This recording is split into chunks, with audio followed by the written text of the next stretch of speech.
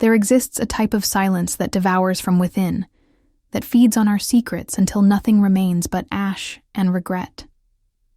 Today, after months carrying this weight, I need to speak.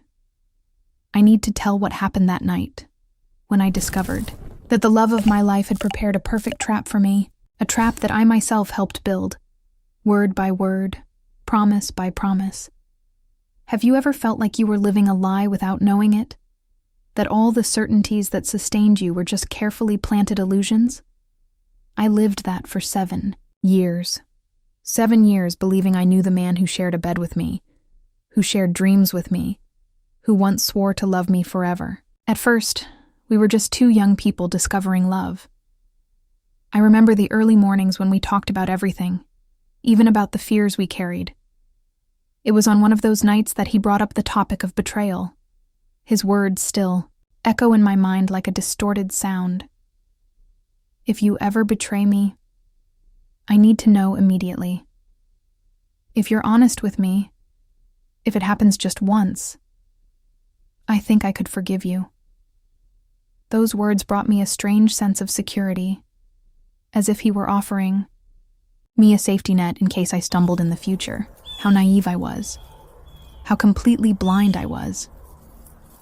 The years passed like pages of a book we thought we were writing together. We married in a simple ceremony, surrounded by people who believed in our love as much as we did. He insisted on the prenuptial agreement, explaining with that smile I loved that it was just a formality, mutual protection we would never need to use. After all, he said, we'll never separate. And I signed, trusting, in love, completely surrendered to that fantasy of eternal love. Married life brought its routines and small wear and tear. He was always a bit controlling, but in a way that seemed like caring. He insisted I participate in social events even when I preferred to stay home. It's important for your personal development, he argued, and I accepted because I thought he cared about me. How blind is the heart in love? It was at one of those occasions that everything crumbled. The company party, at some random house, with people I barely knew.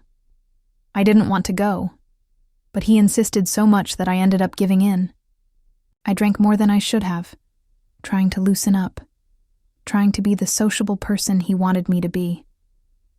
And it was there, on that foggy night, that I made the mistake that would change everything. I can't explain how it happened. Maybe it was the alcohol? Maybe it was the loneliness I didn't know I carried. Maybe it was simply human imperfection manifesting at the worst possible moment. I ended up in bed with a work colleague, a man who until then was just a familiar face at the office. The guilt began the very next second. It was as if I had broken something sacred inside me, something that could never be repaired. For days, I carried that secret like a stone in my chest, until the memory of that old conversation came back to my mind. His words of forgiveness, his promise of understanding. Maybe, I thought, honesty could save us. What an idiot I was. I chose an ordinary night to tell him.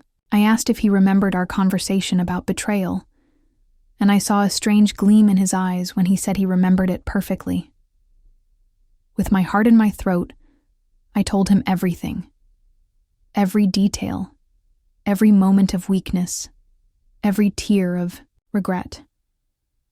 His reaction was theatrical. He feigned surprise, feigned pain, feigned a deep sorrow that I believed was real.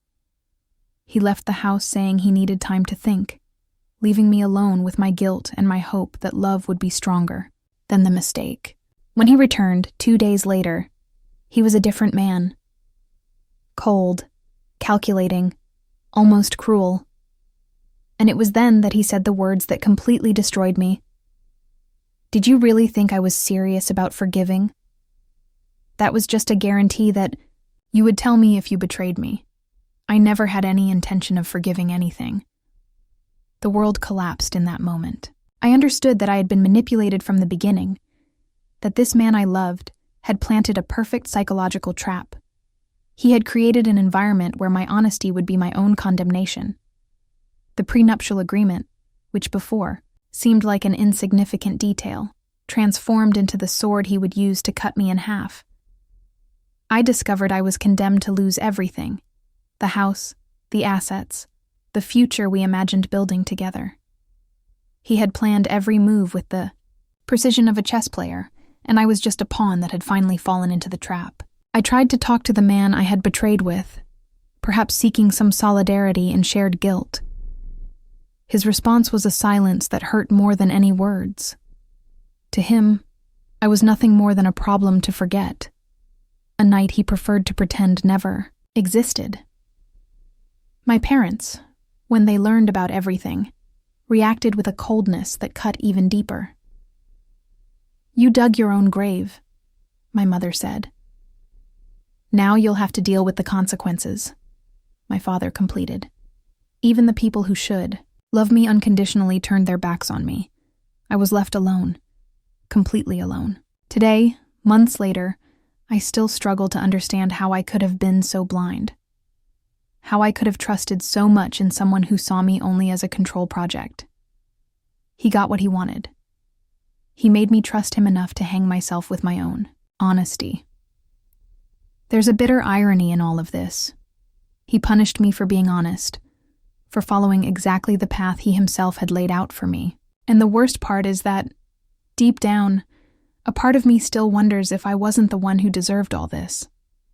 If the original guilt of betrayal doesn't justify all the manipulation that came after. But then I remember the nights I spent crying, alone, the feeling of having been used by someone who swore to love me. And I understand that no one deserves to be treated like a psychological experiment. That true love doesn't set traps for those it loves. The divorce went through. I lost almost everything, just as he had planned from the beginning. But there's something he couldn't take from me, the clarity of who he really was. And maybe, in the end, that's the only thing that matters.